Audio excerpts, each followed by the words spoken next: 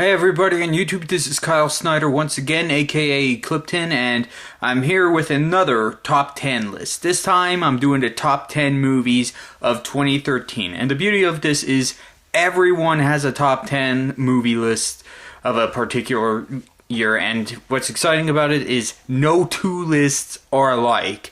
I mean, we all have our different tastes in music and whatnot, but anyways, I figure since a lot of people are doing it, I might as well do one this year for top 10 movies of 2013. Starting at number 10, World War Z.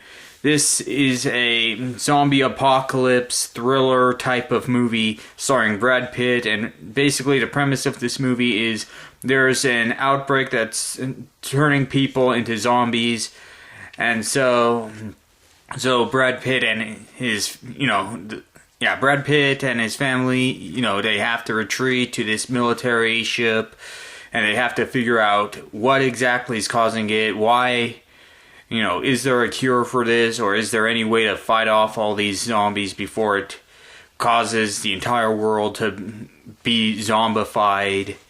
It's a great movie. I highly recommend everyone to see it if you're into zombie apocalypses. Of course, I don't believe a zombie apocalypse is going to happen, but nevertheless, I do believe that something is going to happen that's going to cause martial law to happen. Anyways, number 9, Fast and Furious 6. And this, in my opinion, was the absolute best Fast and Furious movie out there. I mean, from best to worst in the Fast and Furious franchise, I'd say 6 is the best, followed by 5, 1, 4, 2, and 3. 3 is the absolute worst because, it didn't have Vin Diesel or Paul Walker in it, but 6 being the absolute best. I mean, it had great action, it had great vehicular warfare, taking down a tank, and that chase scene on the world's largest airstrip. I mean, what more could you ask for? And of course, there is going to be one more Fast and Furious film, although it is going to be delayed due to Paul Walker's death. Rest in peace, Paul Walker. You contributed very well to the Fast and Furious franchise. It's just not going to be the same without you. I mean, you and Vin Diesel, Paul Walker, the two of you made Fast and Furious what it is. Without you two, the franchise would have been a failure. Anyways, number 8, Man of Steel, the reboot to the Superman franchise.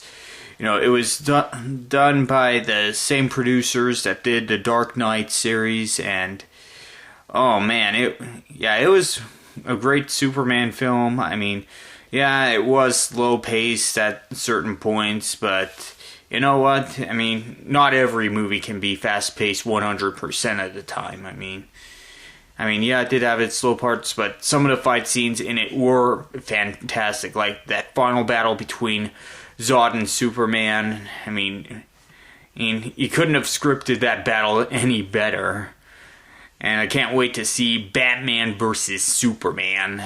Those two are finally going to go at it, and I think Batman's going to win. Anyways, number 7, G.I. Joe Retaliation. And I know a lot of you are saying, how can you rank G.I. Joe Retaliation so high?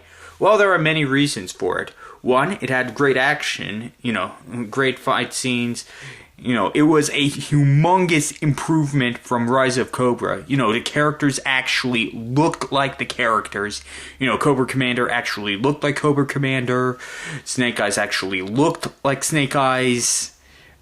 The characters acted like they did in the old G.I. Joe days. It didn't rely too much on this whole sci-fi weapon technology type of stuff, with the exception of the satellites, of course. I mean, well, hey, what can you expect? I mean, it's still made for a great plot, and I look forward to G.I. Joe 3. I'm definitely going to see it in theaters when it comes out. Because, G.I. Joe 3, I know, is going to absolutely blow away Retaliation and Rise of Cobra. Anyways, number 6, Thor: The Dark World. Now, of course, this didn't get as many people into theaters as another movie on this list will, but nevertheless, I felt Thor: The Dark World was a great movie. You know, it had conspiracy, and well, maybe not blatant conspiracy, but I'd be spoiling the movie if I said what the conspiracy was. You know, it had an old-time enemy, the Dark Elves, Malekith, and Thor battling throughout many realms. I mean, anyone who's seen the Avengers has to see this movie. And there's definitely going to be a Thor 3, which I will also see in theaters. I mean, Tom Hiddleston playing as Loki stole the show on this one. I mean, for those of you who have seen it, you know exactly what I'm talking about. For those of you who have not seen it, please do yourselves a favor. Get it when it comes out on DVD. You won't regret it. Number 5, Iron Man 3.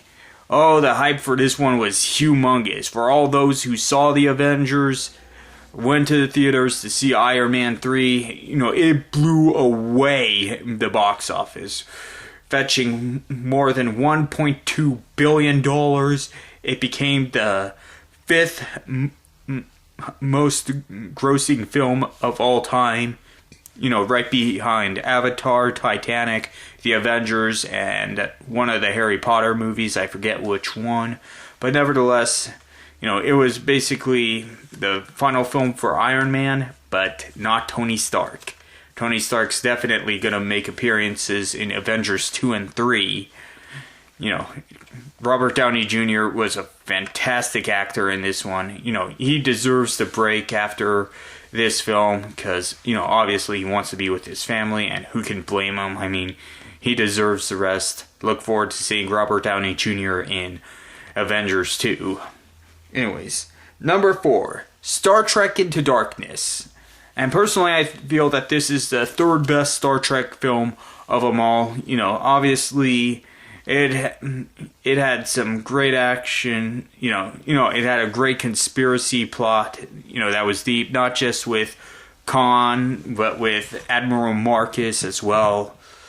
Well, you know, wanting to ignite a war with the Klingons and trying to use Captain Kirk and the rest of the crew of the Enterprise to do it. You know, but of course, it ends up not working, and all heck breaks loose in space between the Enterprise and the hang on, I forget what I know the name of the ship that Admiral Marcus uses. It's just not coming to my mind right now. Yeah, I want to say it's the Vengeance or the Onslaught. One of those two. I forget. It's not coming to my mind right now. But nevertheless, Star Trek Into Darkness, great film. Every Star Trek fan needs to see it. Anyways, number 3, Gravity.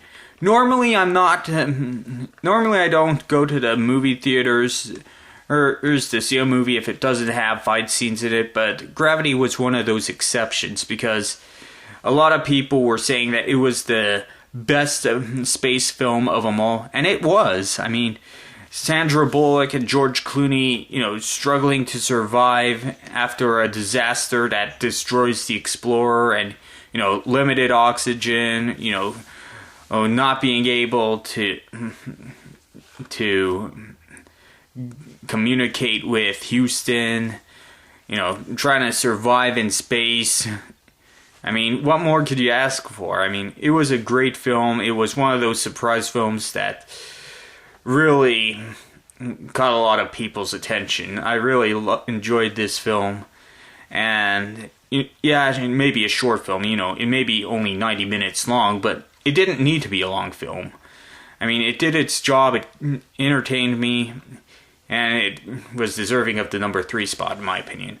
Number 2, Pacific Rim. Giant robots fighting giant monsters. What more could you ask for? I mean, this film had it all. I mean, great film, great character development, and, you know, great fight scenes, especially at the end. I mean, it was a destruction fest. But yeah, I mean, obviously something like that couldn't happen in real life, but nevertheless, it's, it's still made for a great movie. I know Pacific Rim 2 is going to come out. Yes, it hasn't been officially announced yet, but nevertheless, it has been implied that it is going to happen, and I look forward to seeing that in theaters as well. Pacific Rim, I mean, it should have done a lot better than it did in the box office. It only made like $407 million worldwide. It should have made at least $1 billion, in my opinion. It's a shame that it didn't.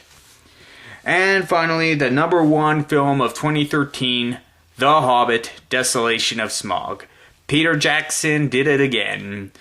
I mean, I have no doubt that this is going to make the top 10 highest grossing, or the top 50 highest grossing films of all time. I mean, all three Lord of the Rings movies did it. The Hobbit: An Unexpected Journey did it, and I have no doubt that Desolation of Smaug is going to do it. I mean, yeah, it's probably not going to make as much as Unexpected Journey, but nonetheless, it was a great film. I mean, those who have read The Hobbit, know what I'm talking about. And if you thought this film was great, you haven't seen anything yet. I mean, There and Back Again is going to have a war that is going to put a shame to all previous wars in the history of film. If you thought the Battle of Helm's Deep was intense, if you thought the Battle of Gondor was intense, you ain't seen nothing. The war that is going to happen in There and Back Again is going to be 100 times better than those. And for those of you who do not know what I'm talking about, you need to read The Hobbit. You'll know what battle I am talking about. So that's my top 10 films of 2013. And thank you very much for watching, and I'll see you all next year.